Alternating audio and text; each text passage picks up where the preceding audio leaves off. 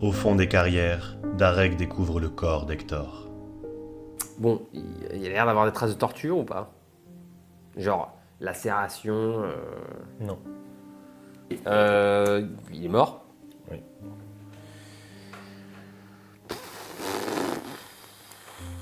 Je demande au rat qui a fait ça. C'est pas. J'ai senti. Je suis venu. C'est pas. Je vais chercher. Tu m'as dit que les chaînes autour de ses bras étaient parfaitement En fait, en ouais. adéquation avec ses Ses cicatrices. Il a des cicatrices tout le long comme ça. Il et- avait déjà des cicatrices avant. Ouais. Ah, mais c'est juste qu'il s'était déjà battu avec des chaînes en fait. Probablement.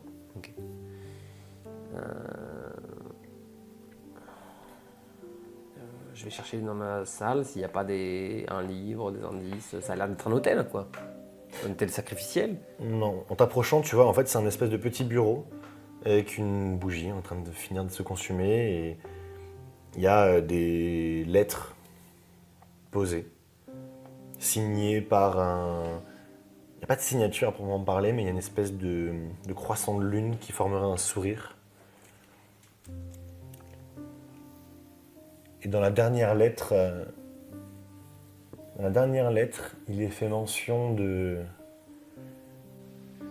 retrouver une clé que grâce aux dernières informations, il est possible de s'approcher du possesseur de la clé et de passer à l'action. D'après les dernières informations, il est possible de s'approcher du possesseur de la clé et de passer à l'action. Ouais.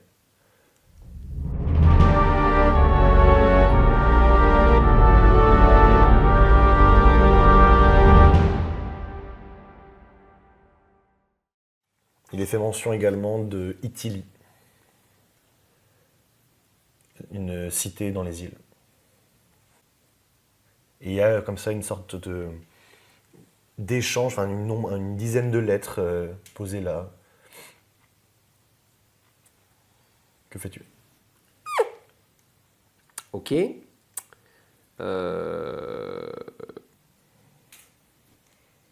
Porteur de la lune, il aurait vu quelque chose. Lui qui s'était fait choper parce que il avait vu quelque chose.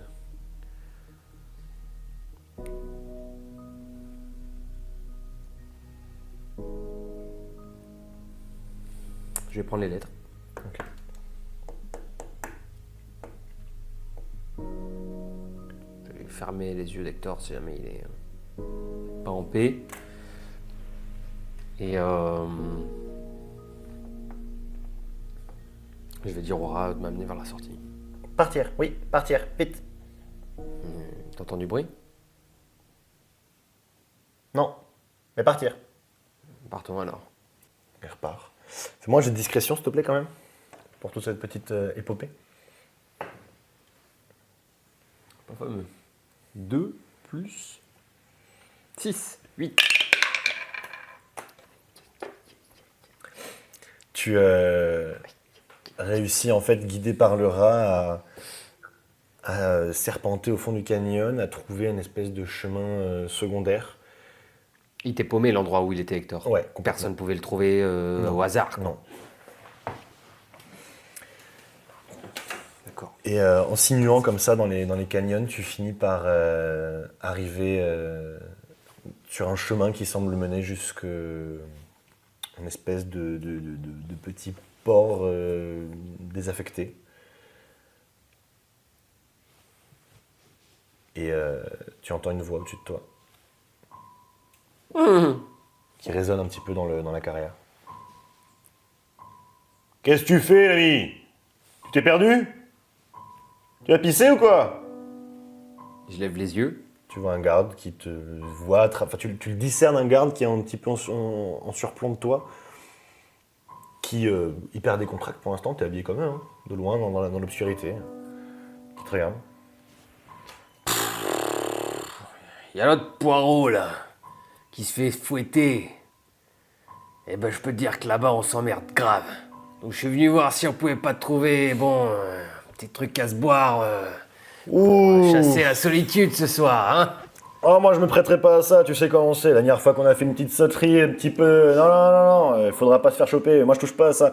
Je te laisse tranquille, je dirai rien, y a pas de problème, mais sois discret. Et puis si jamais on s'est pas vu, hein, je suis pas au courant, on est d'accord. Zut. Super. Et tu l'entends siffloter repartant. Ok. Et le rat t'amène jusqu'à cette espèce de quai désaffecté où des espèces de barques sont posées, mais pareil, rongées par l'humidité, trouées. On peut prendre l'eau, mais ça va être délicat, quoi. Elles peuvent prendre l'eau, quoi. Elles ont l'air en pitosette. Ça demandera une petite réparation sûrement si tu veux pas te noyer au bout d'un mec, quoi. D'accord.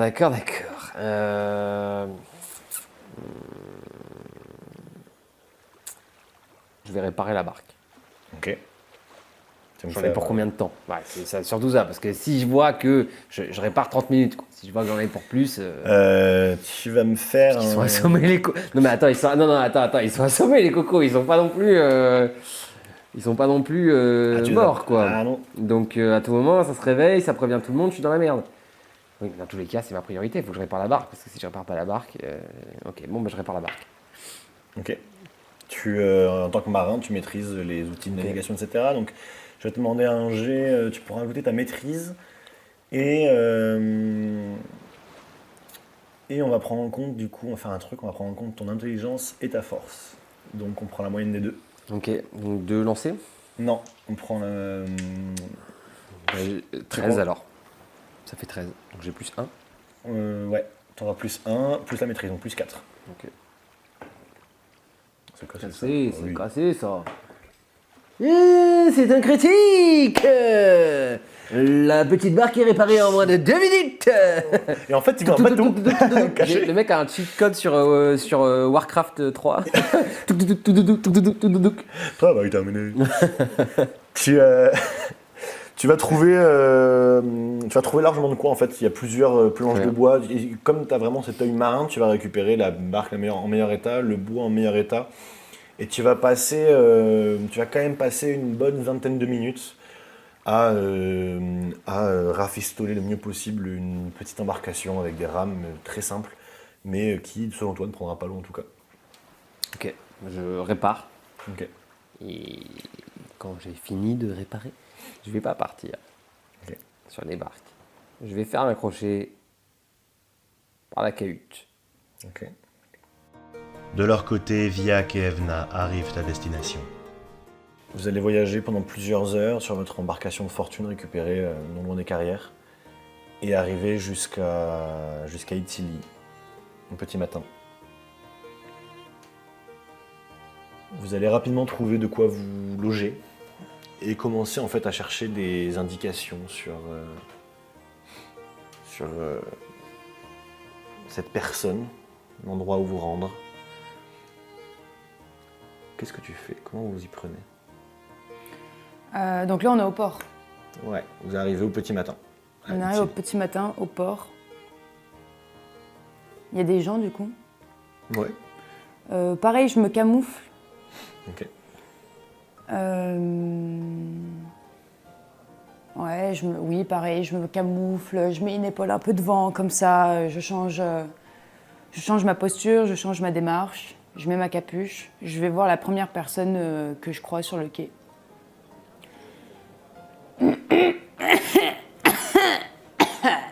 Eh ben ça va, petite dame. Oui, ça va. C'est-à-dire qu'avec mon ami, on vient d'embarquer ici et je cherche mon neveu. Ouais, ok. Je cherche mon neveu, voilà, histoire familiale, je vais pas vous faire toute l'histoire. Enfin, je peux vous faire toute l'histoire, vous avez le temps que je vous fasse toute l'histoire ou peut-être que non, je passe pas toute l'histoire. Non, je sais pas. Bon. Qu'est-ce que vous cherchez? Je cherche mon neveu. Est-ce que vous auriez croisé un jeune homme, avec des dents métalliques?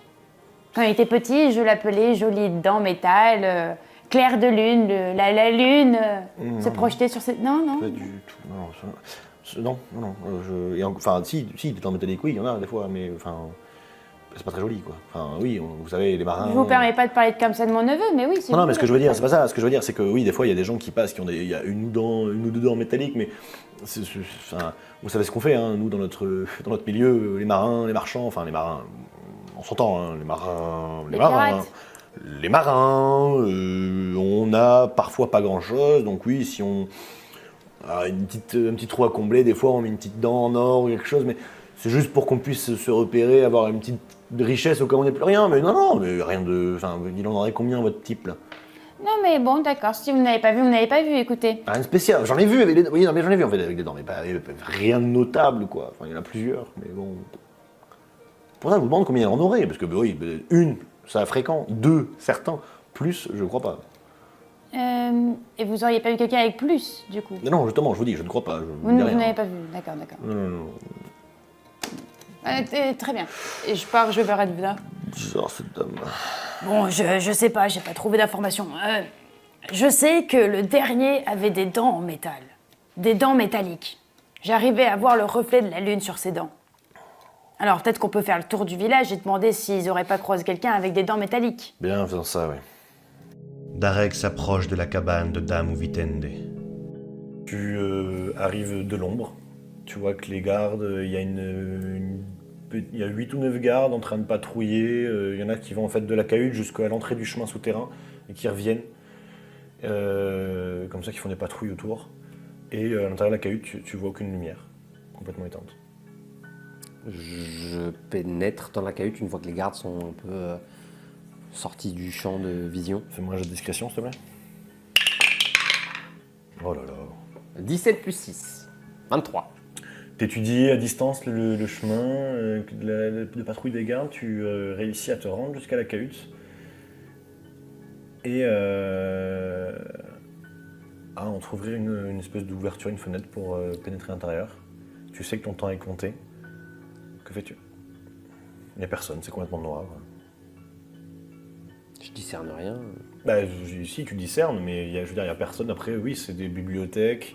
Oui, c'est quand même c'est une cabane, quoi. C'est en bois, c'est habillé, quoi. Je crois que c'était vraiment une Non, tente. à l'intérieur, c'est assez bien foutu. Je t'avais pareil, le rat avait vu, il y a des tentures au mur, il y a des bibliothèques, il y a un bureau avec des jolis pieds ornés d'or.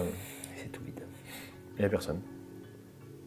Il y a un bureau avec des papiers dessus, des bouquins, des livres de comptes, des machins. Je vais récupérer le ramassu ou pas? Le rat t'a mené jusque là-bas et non, on t'a pas suivi après. Si je vois un petit peu de bouffe qui traîne, je vais en prendre. Parce que j'ai pas de bouffe. Ok. Ou de l'eau, une outre, enfin tu vois, pareil, une connerie comme ça. Fais-moi un jeu d'investigation, s'il te plaît, quand même.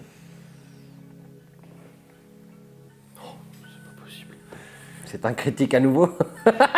En tant qu'ancien marin. Alors, en tant qu'ancien marin, j'ai un nez très fin pour trouver des vivres. Non, surtout qu'en tant qu'ancien marin, tu sais que tu ne connais pas du tout ces mers et du coup, tu vas surtout chercher une carte. Et en fait, accroché au mur, tout simplement, tu vas voir effectivement une carte de l'archipel. Malin. Qui met en évidence le nom du coup de la ville dans laquelle tu es censé te rendre. Itili. Itili. Et tu es à plusieurs heures de navigation selon toi avec un bon bateau, donc à la rame ça peut se faire mais ça va être tendu quoi. Mais ta capacité physique te permettrait de le faire. Ok. De toute façon j'ai pas vu de traces de gros bateau. Non. Bon. Je l'avais pas vu de toute façon, mais il est pas au port quoi. Je voyais le port, j'ai eu une visu sur le port. De là où t'es, oui, mais il n'y a pas de bateau. Okay. Le bateau est reparti, il est là que pour les livraisons. Bon, bah, je prends des vivres, je prends cette carte et je me casse. Ouais. Au moment où tu repars, en fait, t'es en train de redescendre pour te rendre à la barque et tu commences à entendre des cris d'alerte. Il s'est échappé! Il s'est échappé! Oh non, pas celui-là aussi! Non, l'autre déjà on l'a perdu! Et comme ça, le combat commence à se mener. Toi, t'as une longueur d'avance, déjà en train de partir. Tu montes dans la barque. Je vois le petit rat. Tu vois le petit rat. T'attends sur la barque. Il est sur la barque carrément. Ouais, il attend. Let's go, c'est mon petit rat. Je reviens et je lui file un petit bout de fronton si. Ok. Chose promise, chose due. Un homme de parole. Et tu prends la mer. Ok. Après de longues recherches, Viac trouve enfin une piste pour sa cible. Le bergiste vous interpelle. Où c'est, votre type là?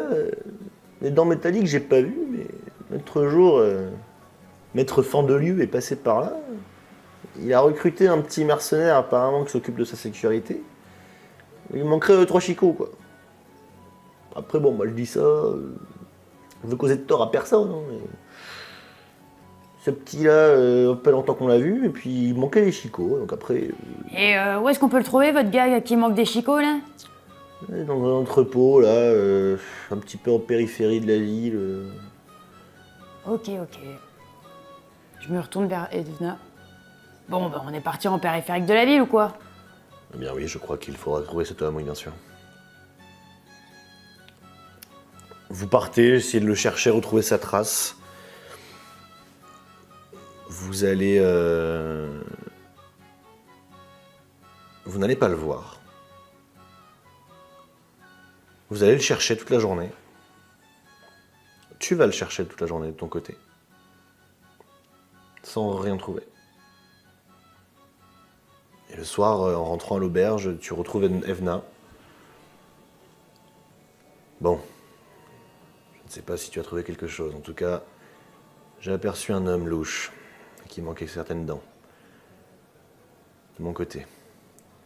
Il était accompagné d'un homme assez riche, avec des jolis vêtements, bref.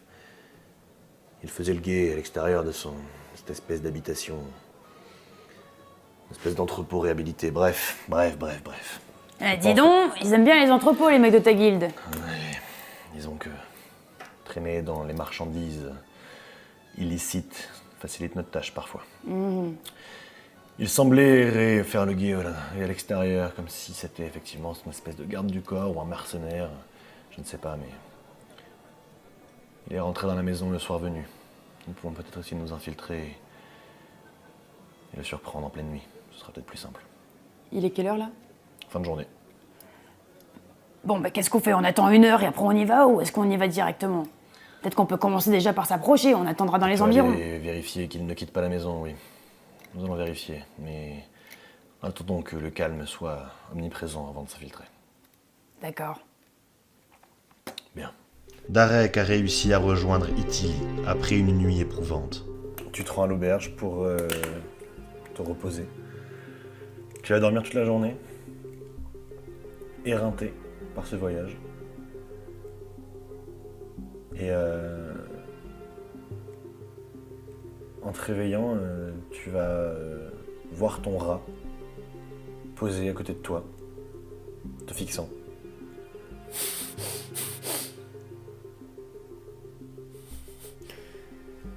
J'ai même pas besoin de te parler pour savoir qu'il y a un truc chelou. Faut que je me mette en mouvement. Il saute de la table de nuit et commence à sortir de ta chambre. Tu vois la fenêtre dehors, il fait complètement nuit. T'as vraiment dormi toute la journée, quoi. Allons-y. Je prends mon épée, je mets ma cuirasse. Je sors. Je peux avoir un peu reconsulté les lettres. En recoupant un petit peu toutes les infos, effectivement, tu n'as que les réponses des lettres. Toutes les lettres sont signées par un croissant de lune.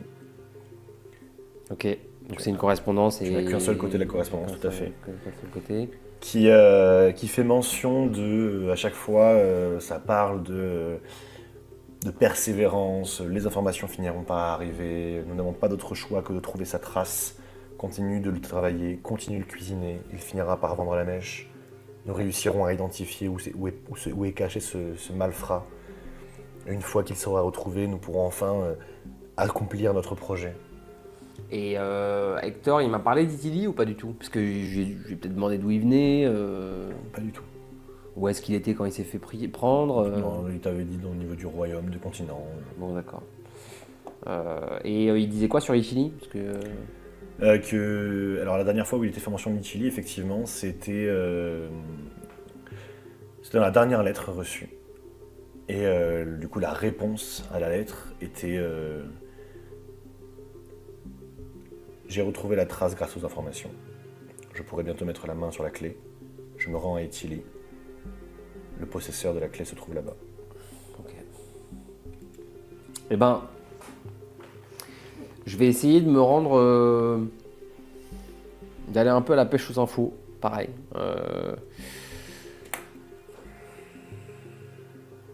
Commençons déjà peut-être par la taverne, hein, puisque c'est le soir. Je vais descendre à l'auberge et Je vais commencer à demander s'il y a des gens qui connaissent un croissant de lune en forme de souris. Ça leur dit quelque chose? Ok. Tu descends, personne ne connaît, il est tard, les gens commencent à être pas mal bourrés hein, également. Justement, c'est le bon moment. Et tu cherches et tout. Croissant de lune? Bah, à part celui qui est à haut, oh, pourquoi? C'est marrant. Ça. Et ça fait. C'est marrant parce que des fois, c'est la deuxième fois aujourd'hui qu'on me parle de sourire avec des dents. Et une petite vieille sur le port ce matin qui m'a demandé si j'avais vu son neveu avec des dents en métal ou je sais pas quoi. Ok. Dents en métal, je note. Et au fur et à mesure, je me rapproche peut-être des quais du coup. Et s'il y a une autre auberge, je vais aller Non, dans c'est une qu'une autre seule auberge. C'est assez petit comme village. Hein. Dents en métal, sur les quais, grand Et ton rat est. Par contre, avant que tu quittes l'auberge, ton rat est à l'extérieur. Et tu l'as vu sortir. Pour l'instant, tu es encore dans l'auberge à parler, etc. Mais le rat est dehors. Et au moment où tu passes, d'ailleurs en bas, l'aubergiste t'interpelle. Ah bon, mon monsieur, on a bien dormi? Très bien, oui. Ah bah je vois ça, vous avez encore la marque là sur le côté. Hum. Vous avez besoin de repos. Quelqu'un qui arrive comme ça de petit matin et qui sort que le soir venu, vous n'êtes pas un loup-garou quand même. Non.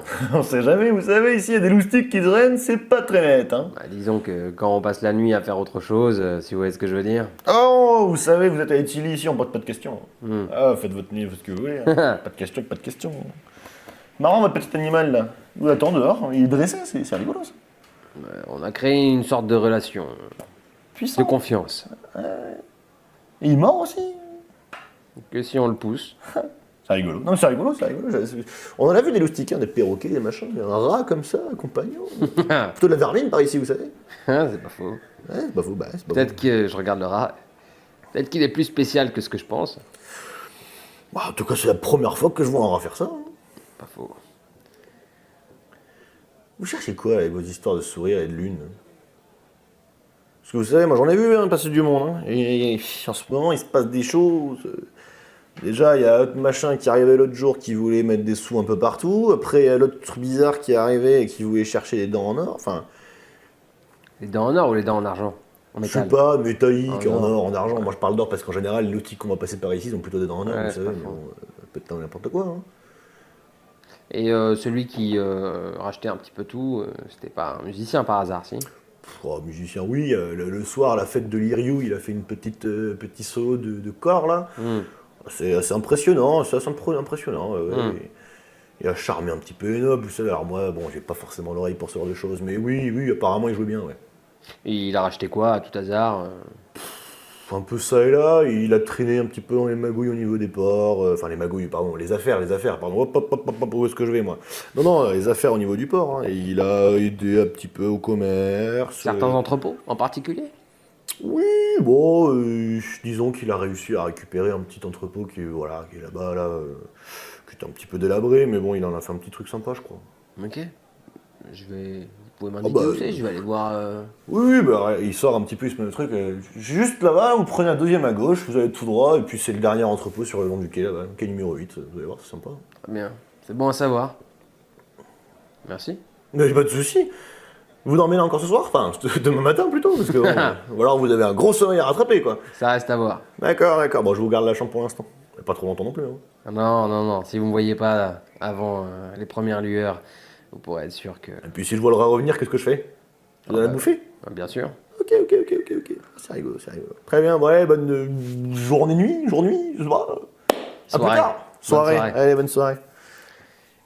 Et en sortant, je regarde le rat. Je sais pas pourquoi, mais j'ai l'impression que tu me caches quelque chose. Et avant de partir vers l'entrepôt, je vais me concentrer pour lancer en rituel communication avec les animaux. Ok. Très bien. Tu vas passer du coup un petit moment à encanter. Tu es prêt à communiquer avec le rat? On va partir regarder ce qui se passe dans un petit entrepôt qui a été racheté il y a pas longtemps. Oui. Dis-moi, le rat. Oui. Tu serais pas un rat particulier? Non. T'aimes le fromage? Et les rats, Il se touche avec sa petite patrouille. C'est plus intelligent qu'on pense, hein. Ah non, mais que tu sois intelligent, j'en doute pas, mais je veux dire, des gars comme moi à qui tu parles tous les jours, il y en a eu beaucoup ou, Non. Mais j'aime bien. Mais pourquoi t'aimes bien? Bah parce que je suis tout seul. Mais là, il y a des copains rats tout autour qui pourraient t'accueillir, non? Bah là peut-être. Mais là-bas, il n'y en a pas beaucoup. Là peut-être. Mais j'ai pas vu. C'est mieux toi. Ok, eh ben, si ça te va, on continue de faire les espions. Ouais. Espion. Ah, et tu vas... Et on va vers l'entrepôt. Ok. Viac et Evna s'apprêtent à infiltrer la maison de Fandel. Vous vous approchez de l'habitation indiquée par Evna, observez, attendez quelques heures que l'obscurité soit omniprésente, la nuit soit tombée, et vous vous dirigez vers la maison. Discrètement. Faites-moi un jeu de discrétion. Enfin, moi et toi. 18 plus 10. Ok. Vous vous approchez discrètement, sans problème. Evna va crocheter la porte, l'ouvrir. Vous pénétrez à l'intérieur de la maison, complètement plongé dans le noir. Avancez. Et en arrivant dans ce qui semble être le salon, où énormément de livres, de marchandises, de parchemins sont entreposés, vous voyez une silhouette, vous attendant. Un sourire se dessine, où il manque certaines dents. Ah! Eh bien, j'allais passer à l'action, mais voilà un petit échauffement qui me divertira. Très bien, que venez-vous faire là? Vous n'avez rien à faire ici. Evna le défie du regard. Juste, pendant qu'ils sont en train de se défier du regard, la maison, elle est grande ou pas? Ouais, Enfin, vous êtes dans une grande pièce, ouais. il y a des espaces un peu plus sombres. Ouais. J'essaye de discrètement Te dissimuler. me dissimuler. J'essaye de me dissimuler dans la Tu pièce. profites du moment de l'interaction avec Evna pour te faire oublier. Absolument. Ok. Evna du coup lui répond. Tu es le dernier sur notre liste. Tes amis sont morts. Maintenant, dis-moi, où est le livre?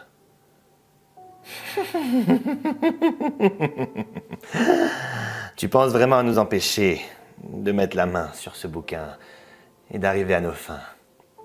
Mon pauvre Evna. Tu n'as irrécupérable. Fais-moi un jeu d'initiative, s'il te plaît.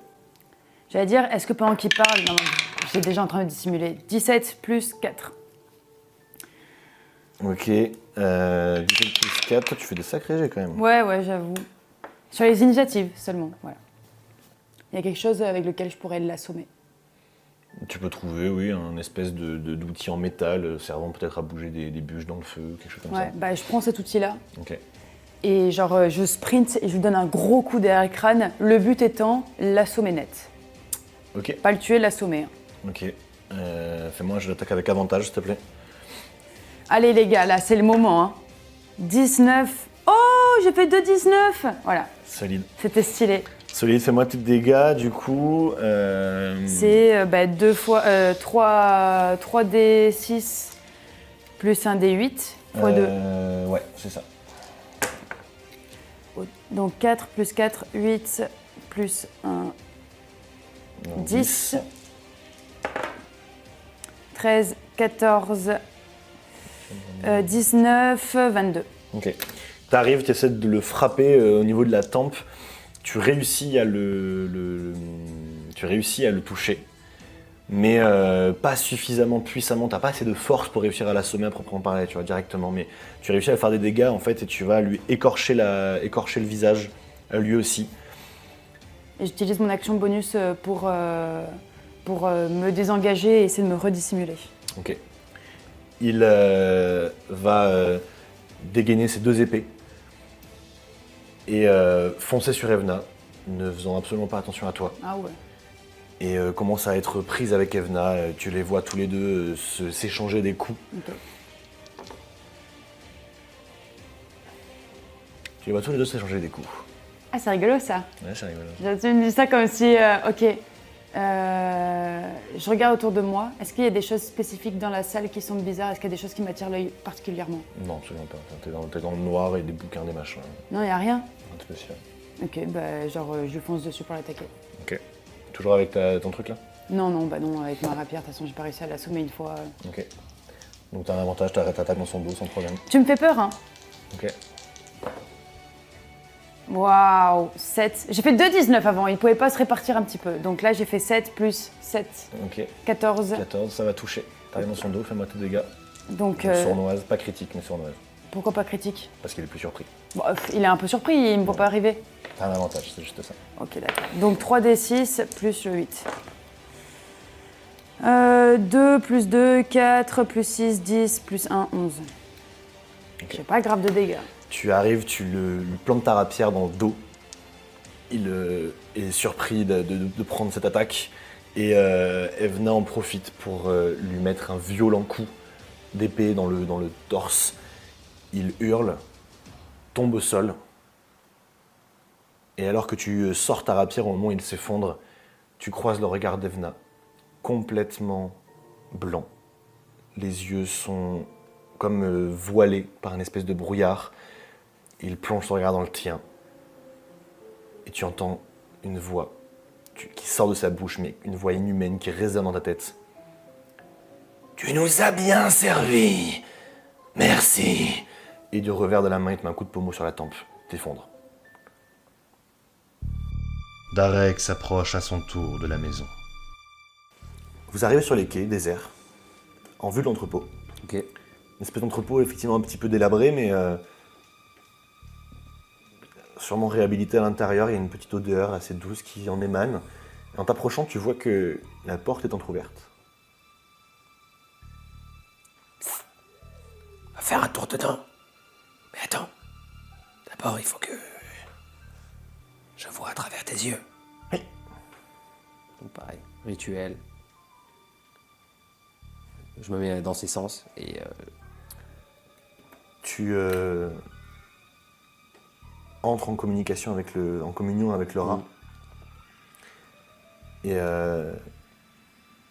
tu t'infiltres à l'intérieur de la maison. Fandel se réveille brusquement au milieu de la nuit. Tu entends une espèce de cri étouffé quelque part dans ta maison, suivi d'un bruit sourd, comme un corps tombant lourdement sur le sol. Tu es pris de panique. Que fais-tu?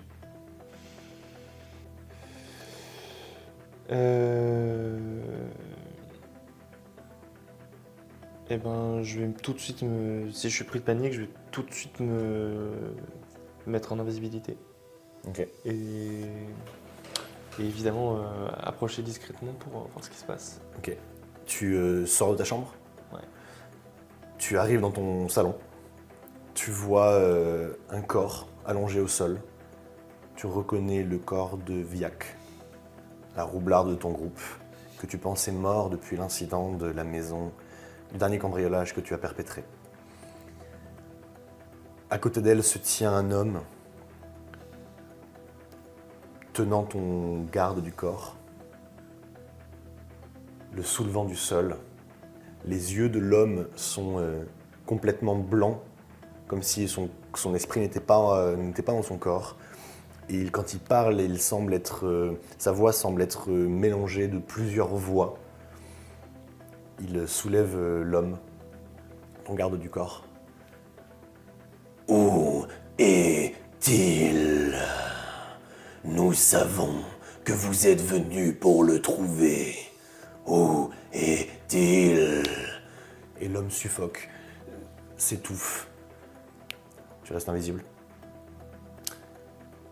Ouais. Et le corps de l'homme, de ton garde du corps, se fait... l'énergie vitale de ton garde du corps se fait aspirer par le bras de cet homme qui le tient.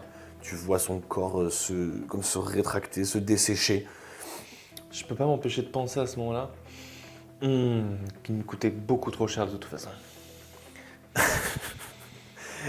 Et alors que tu vois son corps s'assécher comme ça, il semble relâcher son dernier souffle de vie. L'homme le lâche, son corps tombe lourdement au sol. pas si compétent. Et ce regard blanc, nacré, se pose sur toi. Où est-il? Et c'est pas ça, bon. Lentement, sûrement, vers toi. Ok. Moi, je vais... Ouais. Je pense que j'avais quand même... J'estimais bien ce garde, et le voir comme ça, je pense me rassure pas tellement. Et il s'avance vraiment vers moi. Ouais, il marche, mais le regard plongé dans le tien. Super invisibilité. Bon, et ben, on va la lâcher. Je vais tout de suite faire Je vais faire mot de guérison sur Viac. Ok. Et je vais tourner les talons et fuir. Et tu essaies de quitter cet endroit, ton invisibilité, lançant ton sort de mot de guérison et ton invisibilité s'arrêtant. Tu cours et t'entends juste cette espèce de rire mélangé de cacophonie de voix. Inutile. Et l'homme apparaît devant toi, te saisit, te lève. Et tu vois dans le salon un homme effondré au sol.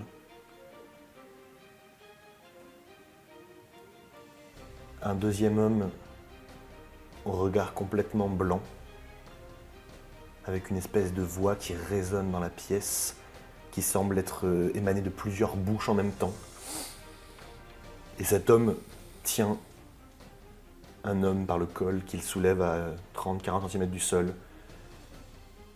Tu reconnais que cet homme soulevé est Fandel, le barde. L'homme qui lui parle dit Où se cache-t-il? Nous en avons besoin. Donnez-nous le livre. Je vais cette fois le livre. Le livre, oui. Le livre? Le rat frémit au moment où la voix tressaille, il fait demi-tour et au moment où il se tourne, il voit un corps d'une femme effondré au sol. Tu reconnais Viac. Et il a des dents en or, le gadio qui tenait... Non, tu t'effondres au sol. Et plusieurs instants plus tard, tu as un espèce de regain d'énergie, une espèce de vague magique qui te fait reprendre connaissance. Et tu vois Evna, de dos, tenant par le col un homme richement habillé. Tu le reconnais pas de premier regard, mais tu lèves les yeux et tu te redresses légèrement et tu reconnais Fandel. Tu reconnais Fandel, le barde de ton groupe. Et la voix d'Evna résonne dans la pièce. Dites-nous où il est. Nous avons besoin de ce livre. Que fais-tu? Oh, waouh. Ok. Et le rat est pris de peur. À ce moment-là, ton sort se brise et ta vision se coupe. À ce moment-là, le rat quitte la maison. Le livre? Le livre. Et derrière, je vais faire... je vais juste voir... Pardon, je vais me préparer à lancer un sort plutôt. Ok. À la moindre... comment dire... moindre signe d'agressivité supplémentaire. C'est déjà pas mal. Ok. Je vais lancer malédiction. Ok. Il te lève. Tu sens sa poigne qui se serre sur toi. Tu sais de quoi nous parlons. Le livre récupéré. Où est-il? Et tu sens une espèce d'énergie. C'est Ah bah ouais, du coup là oui. Donc, malédiction, c'est quoi? Je fais un jet de sauvegarde de sagesse. J'ai de sauvegarde de sagesse, tout à fait. Ok, c'est manqué. Que fais-tu?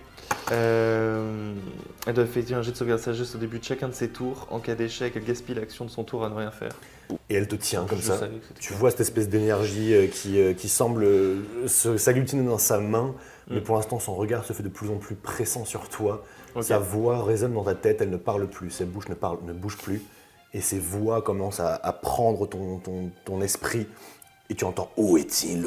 Dis-nous où est le livre. Indique-nous sa position. Nous le cherchons. » Mon sort n'a pas plus d'effet que ça, du coup. Il prend son action pour... Il me lâche pas, ouais. Non, il te tient. Il me lâche Non, pas. non. Ok. Et ben... Tu vas me faire un jet de sauvegarde de sagesse aussi, s'il te plaît. Super. Ok, j'attaque Evna. Ok. Fais-moi un jet d'attaque avec avantage, s'il te plaît. Ah oui, quand même. 12. 12. Tu éprouves une terreur extrême suite à cette espèce de cacophonie de voix. Tu ne sais pas d'où elles viennent, c'est des voix qui te semblent surnaturelles, qui résonnent. Et tu commences à prendre peur alors que tu es à 50 cm du sol devant cet homme qui n'a plus de visage humain, presque déformé par ses yeux, sa bouche qui se tord. Moi, par contre, je vais faire murmure dissonant. Ok, C'est j'ai de sauvegarde de sagesse aussi. cette fois j'ai réussi. Ah. Donc tu vas quand même prendre 3d6, c'est la moitié. Mais du coup, il n'y a pas l'effet escompté. Ça fait 10 divisé par 2. Ok. 19. Il est surpris, tu auras ton critique cette fois. Fais-moi tes dégâts. Donc D6, D6. 3d6, 1d8. Ouais. 6 plus 4, 10 plus 5, 15 plus 5, 20. 20, que tu relances quand même. 25, 25, 28, 30, 40. Ah, c'est un 8 ça, putain. 28, 30, 40, plus 4, 44. Waouh! Evna, tu vois son regard changer une fraction de seconde. Il semble aspirer ton esprit. Tu ne reconnais plus le monde autour de toi. Tout te semble changer. Et ton énergie vitale commence à être aspirée par sa main. Tu es en train de perdre complètement tes forces. Et alors que tu es sur le point de sombrer dans l'inconscience, tu vois une rapière percer le cœur de cet homme. Viac s'est relevée péniblement, elle s'est approchée de cet homme et vient de le pourfendre et retombe inconsciente. Alors que son énergie, en fait, c'est comme si son épée devenait noire en transperçant le corps de cet humanoïde. Son bras semble gagner de cette espèce de putréfaction, sa chair se noircit et elle tombe en hurlant, inconsciente. L'homme te relâche. C'était l'action qu'il fallait réussir. C'était l'action qu'il fallait réussir. Tu arrives, tu perds fort de ta rapière le cœur d'Evna. Tu tombes au sol.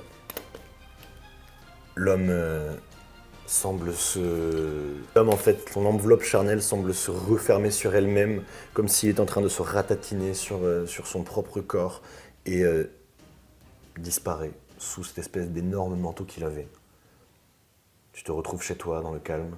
Viac inconsciente au sol, ton garde du corps, mort, au milieu de la pièce. C'est ici que nous laissons Viac, Darek et Fandel, qui ont contrecarré les desseins des traîtres de la guilde de la Serre du Corbeau. Beaucoup de questions restent en suspens, mais libre à vous d'y répondre et d'imaginer l'envergure des actions d'Evna et du trio dont Viac s'est vengé. Vous partagez l'ignorance des trois protagonistes, impliqués malgré eux dans une machination les dépassant. Fandel parviendra-t-il à expliquer ses actions à Darek, et ce dernier à contenir sa rage? Viac sera-t-elle approchée par la guilde et brillera grâce à ses talents? Ou cette mystérieuse voix continuera-t-elle à influencer ses choix? Nous ne le saurons pas, car c'est ici que nous laissons Viac, Darek et Fandel. Du moins pour le moment.